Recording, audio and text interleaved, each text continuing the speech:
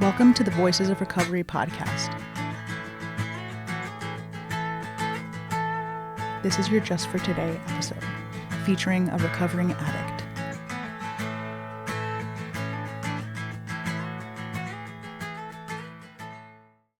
Hi, my name is Little Christina. My clean date is April 5th, 2008. You're listening to the Voices of Recovery podcast. This is the Just for Today for September 25th. The fourth step, fearing our feelings. We may fear that being in touch with our feelings will trigger an overwhelming chain reaction of pain and panic. Basic text, page 30. A common complaint about the fourth step is that it makes us painfully conscious of our defects of character.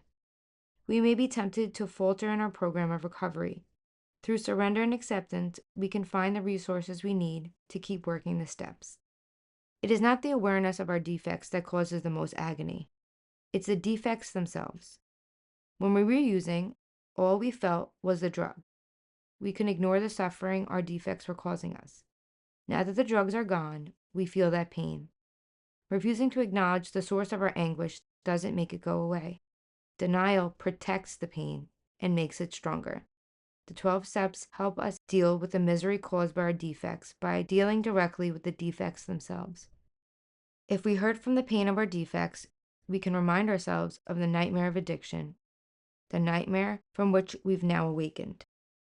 We can recall the hope for release the second step gave us.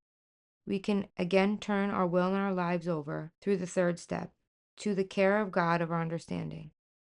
Our higher power cares for us by giving us help when we need to work the rest of the 12 steps. We don't have to fear our feelings. Just for today, we can continue in our recovery. Just for today, I won't be afraid of my feelings. With the help of my higher power, I will continue in my recovery. The Voices of Recovery podcast is an independent production of the Works of Wisdom. We welcome your questions and donations via PayPal at voicesofrecoverypod@gmail.com.